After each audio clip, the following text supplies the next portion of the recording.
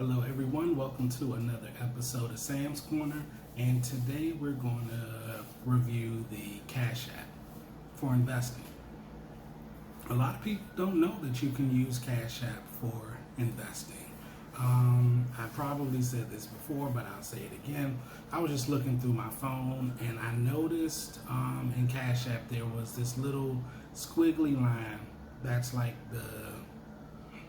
it's like the second icon from the right. And so I clicked on it and it was like kind of like welcome to Cash App investing, and I was taken aback by that. I was surprised it just showed up one day. Maybe there was an announcement, I'm not 100% sure. But Cash App is an app that's offered through Square. Square does financial transactions. And I just want to review it and the Cash App investing feature, and then we'll just do the pros and the cons, and if I think it's right for you or who I think it's right for. So let's go through some of the pros. The first pro is you can do trades for as little as $1, which is good. That doesn't mean the stock price costs $1. That means that you can invest $1 or more in the stock. And that's useful, and you'll see if you look at maybe like Charles Schwab, a few others, a lot of investment firms are now moving or going with fractional shares. So what that means is, instead of, like, for example, Amazon trades at around $2,600 a share. So let's say I wanted to invest in Amazon. But let's say I don't have $2,600 right now, and let's say but I wanted to do $75. Through Cash App, I can type in Amazon or the ticker symbol AMZN and put in the amount and then send it off, and become a fractional shareholder in Amazon. So investing is really simple. You can purchase fractional shares. The one thing that I do love, especially if you're a beginning investor, they have a short tutorial and they tell you, don't worry, it's more pictures than words. And when you're a beginning investor and you're not 100% sure, the fear is that you'll be inundated with a lot of jargon and lingo that you're not familiar with. So you're just like, you get turned off by it. But this one, trust me, it's more pictures. It's just gives you just basic knowledge, and I think if you're a beginning investor, it's a great tutorial. The other pro that I want to say is that most people already have the Cash App stock on their phone.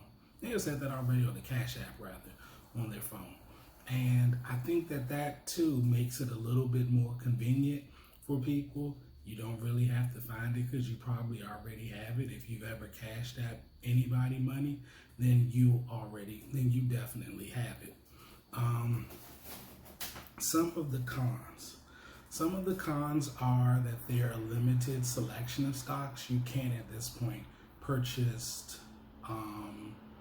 some penny stocks, other types of stocks. You can't purchase all the stocks that are listed on the different exchanges, but you can purchase a majority of them, which is a good thing, because when you're just starting out, you don't really need to try to purchase everything out there. Another con too is that you can only purchase stocks at this point. You can't do mutual funds or bonds. So that's another drawback if you wanted to use Cash App to make those type of purchases. Also, another con or drawback is that the Cash App feature doesn't have any research tools. So you'd have to use another app or go to your computer to do research before you purchase. So that, in a nutshell, are the basic pros and cons. And I don't know if I stated this. I guess I need to. Well, no, this one isn't being endorsed or anything, so I don't have to really say anything. I'm just giving a review.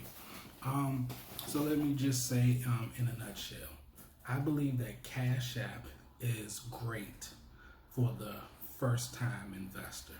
Why? Because you already most likely have it on your phone. It's very easy to use. You type in the name or the ticker symbol. And all stocks have a ticker symbol, which is kind of like its nickname. And you just type it in, you click buy, it'll have like $1, 25, 50, whatever. And in one box, it'll have the three dots, and you can choose the amount that you want to. I'm not 100% sure if there's a limit, but you can do more research and find that out for yourself. You click purchase, bam, it's sent off. The selling is just as easy. You can click sell all or select a dollar amount. It's very easy to use. Like I said, it's perfect for beginners, and it's a great way to just kind of dive in and get your feet wet. And I think for a lot of first-time investors, I think that's what we need. We need something that we can get into that doesn't feel like it's a huge commitment. Because a lot of times, especially with investing, it's not something we were raised with as far as going to school. We weren't taught about stocks. We weren't taught about investing. It gets mentioned more in our adult lives, but by the time we're either getting married or having kids or trying to find a job or doing different things, investing doesn't become one of those things that we're like, oh, hey, I kind of have to know about it.